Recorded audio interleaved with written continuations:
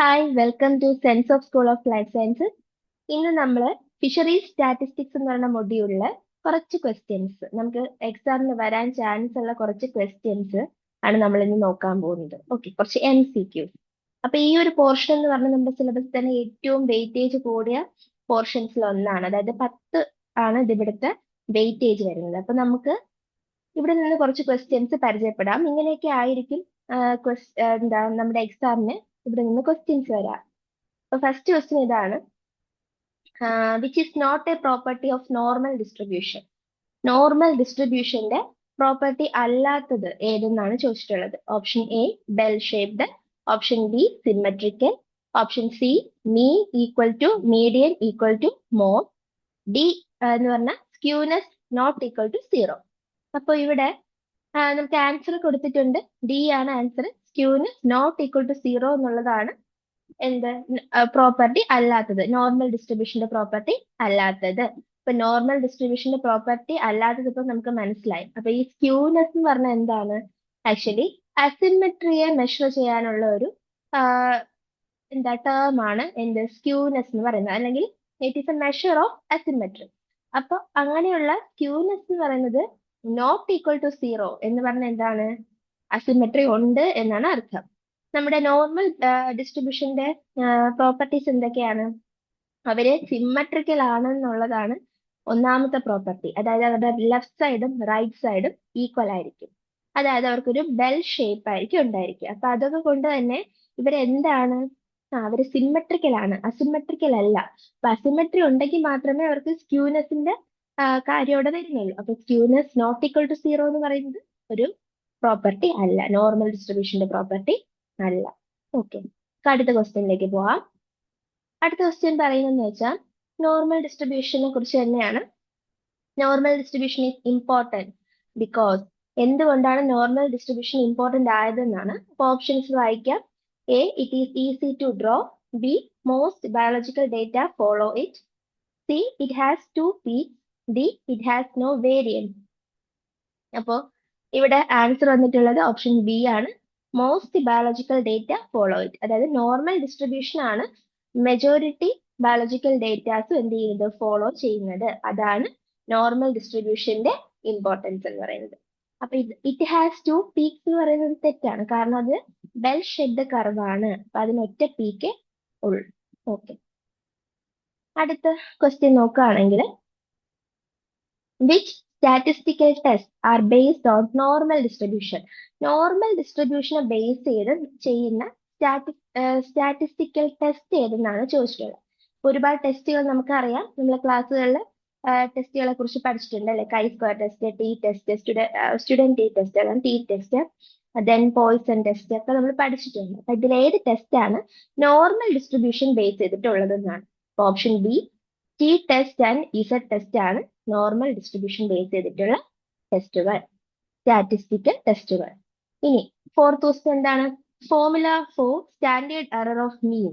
അപ്പം മീനിന്റെ standard error കണ്ടുപിടിക്കാനുള്ള ഫോർമുലയാണ് ചോദിച്ചത്. നമുക്കറിയാം σ/√n ആണ്. ഇവിടെ ഓപ്ഷൻസ് ഒക്കെ വളരെ കൺഫ്യൂസിങ് ആയിട്ടുള്ളതാണ്. ഇത് നമ്മുടെ കറക്റ്റ് ഓപ്ഷൻ എന്താണ്? σ/√n. ഇനി ഫിഫ്ത് ക്വസ്റ്റ്യൻ എന്താണ്? Central limit theorem. Central limit theorem നമ്മുടെ സിലബസിൽ എടുത്ത് ചോദിച്ചിട്ടുള്ള ഒരു വേർഡ് ആണ് ഈ സെൻട്രൽ ലിമിറ്റ് തിയറം എന്ന് പറയുന്നത്. അപ്പോൾ ഇത് ഇമ്പോർട്ടന്റ് ആയത് എന്തുകൊണ്ട് എന്നാണ് ക്വസ്റ്റ്യൻ. ഓപ്ഷൻ എ എന്താണ്? It reduces error, B it justifies use of T and Z test, C it increases sample size, D it removes bias. അപ്പൊ ഇവിടെ ശരിയായിട്ടുള്ള ഉത്തരം വരുന്നത് എന്താണ്? It justifies use of T and Z test. T ടെസ്റ്റിനെയും Z ടെസ്റ്റിനെയും use ചെയ്യുന്നത്, justify ചെയ്യുന്ന തിയറം ആണ് എന്ത്? സെൻട്രൽ ലിമിറ്റ് തിയറം എന്ന് പറയുന്നത്. ഇനി സിക്സ്ത് ക്വസ്റ്റ്യൻ എന്താണ്? Null hypothesis H0 usually states that. ഇപ്പൊ നൾ ഹൈപ്പോത്തിസിസ് എന്ന് പറഞ്ഞാൽ നമ്മൾ അതുകൊണ്ട് ഉദ്ദേശിക്കുന്നത് എന്താണ് മെയിൻ ആയിട്ട്?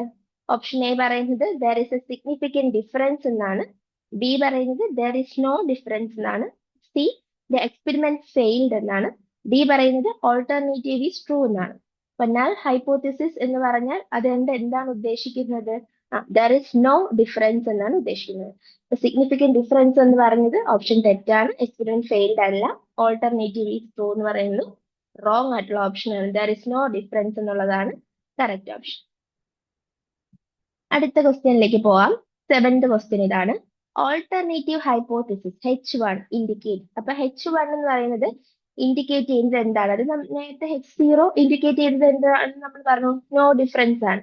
ഇവിടെ എന്താണ് ഡിഫറൻസ്? ഓൾട്ടർനേറ്റീവ് ഹൈപ്പോത്തിസിസ് എന്താണ് ഇൻഡിക്കേറ്റ് ചെയ്യുന്നത്? Presence of effect or difference എന്നുള്ളതാണ്. ഓക്കെ, ബാക്കി ഓപ്ഷൻസ് ഏതൊക്കെയാണ്? No change, population mean and sampling error. ഇത് മൂന്നും അല്ല, presence of effect or difference എന്ന് പറയുന്നതാണ് ഓൾട്ടർനേറ്റീവ് ഹൈപ്പോത്തിസിസ് ഇൻഡിക്കേറ്റ് ചെയ്യുന്ന ഒരു കാര്യം. ഇനി 8th ക്വസ്റ്റ്യൻ എന്താണ്? Level of significance alpha is commonly taken as.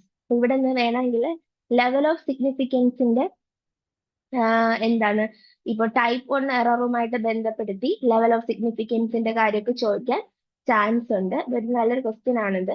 ഇപ്പൊ ലെവൽ ഓഫ് സിഗ്നിഫിക്കൻസിനെ ഡിനോട്ട് ചെയ്യുന്ന ഒരു ടേം ആണ് ആൽഫ എന്ന് പറയുന്നത്. അപ്പൊ ലെവൽ ഓഫ് സിഗ്നിഫിക്കൻസ് എത്രയാണ്? കോമൺലി എത്രയാണ് എടുക്കുന്നത്? 0.05, അതായത് 5% risk of type 1 error.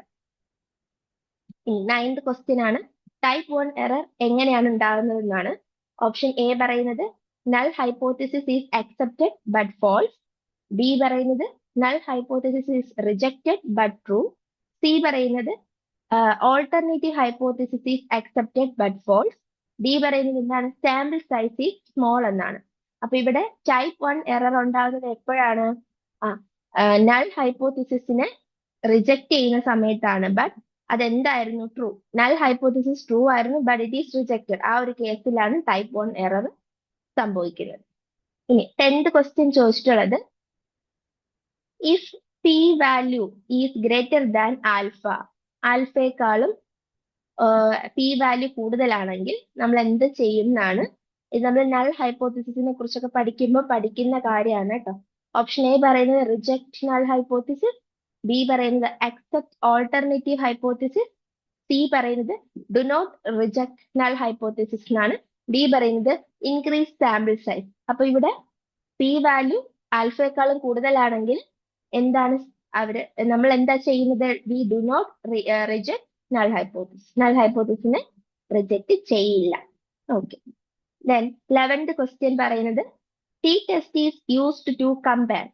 T test നമ്മൾ എന്ത് ഡേറ്റ കമ്പയർ ചെയ്യാനാണ് യൂസ് ചെയ്യുന്നത് ചോദിച്ചാൽ ഓപ്ഷൻ എ പറയുന്നത് variances, B frequency, C two mean, D proportions. ഇവിടെ ആൻസർ വരുന്നത് എന്താണ്? ടു മീൻസ് എന്നുള്ളതാണ്. അതായത് രണ്ട് മീനുകളെ കമ്പയർ ചെയ്യാൻ വേണ്ടിയിട്ടാണ്. രണ്ട് മീനുകളെ കമ്പയർ ചെയ്യാനാണ് ടി ടെസ്റ്റ് നമ്മൾ യൂസ് ചെയ്യുന്നത്. നെക്സ്റ്റ് ക്വസ്റ്റ്യൻ ചോദിച്ചത് ഇൻഡിപെൻഡന്റ് ടി ടെസ്റ്റിനെ പറ്റിയിട്ടാണ്. Independent T test is used when എപ്പോഴാണ്? Option A same group is tested twice, അതായത് ഒരേ ഗ്രൂപ്പ് 2 തവണ ടെസ്റ്റ് ചെയ്യുമ്പോൾ. B two unrelated groups are compared. C more than 2 groups exist, അതായത് രണ്ടിലധികം ഗ്രൂപ്പ് എക്സിസ്റ്റ് ചെയ്യുന്ന സമയത്ത്. D data is categoric. അപ്പൊ ഇവിടെ ഇൻഡിപെൻഡന്റ് ടി ടെസ്റ്റ് ആണ്. അപ്പൊ രണ്ട് അൺറിലേറ്റഡ് ഗ്രൂപ്പ്, അൺറിലേറ്റഡ് ഗ്രൂപ്പിനെ കമ്പയർ ചെയ്യാനാണ് ഇൻഡിപെൻഡന്റ് ടി ടെസ്റ്റ് യൂസ് ചെയ്യുന്നത്. Next paired T test is suitable for. Paired T test എന്തിനാണ് സ്യൂട്ടബിൾ ആയിരിക്കുന്നത്?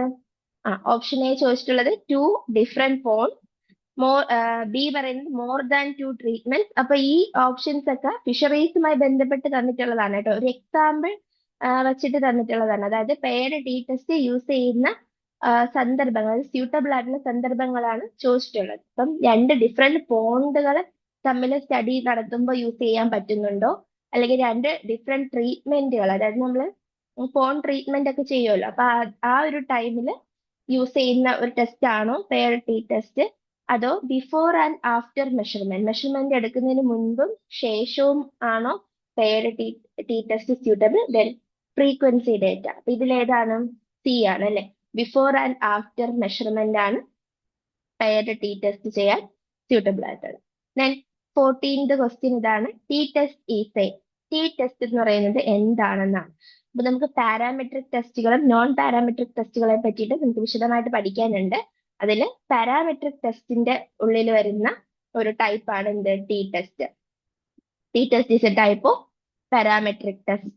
അപ്പൊ നമ്മൾ നോൺ പാരാമെട്രിക് ടെസ്റ്റിനകത്ത് വരുന്ന ഒരു മേജർ ടെസ്റ്റ് ആണ് കൈ സ്ക്വയർ ടെസ്റ്റ്. ഓക്കെ, ഇനി 15th ക്വസ്റ്റ്യൻ കൈ സ്ക്വയർ ടെസ്റ്റിനെ പറ്റിയിട്ടാണ്. കൈ സ്ക്വയർ ടെസ്റ്റ് എന്തിനാണ് യൂസ് ചെയ്യുന്നത് എന്നാണ്. Option A prediction, option B relationship between numerical variable, option C association between attribute, option D growth rate. ഇവിടെ ആൻസർ ആയിട്ട് വരുന്നത് അസോസിയേഷൻ ബിറ്റ്വീൻ ആട്രിബ്യൂട്ട്സ് എന്നുള്ളതാണ്.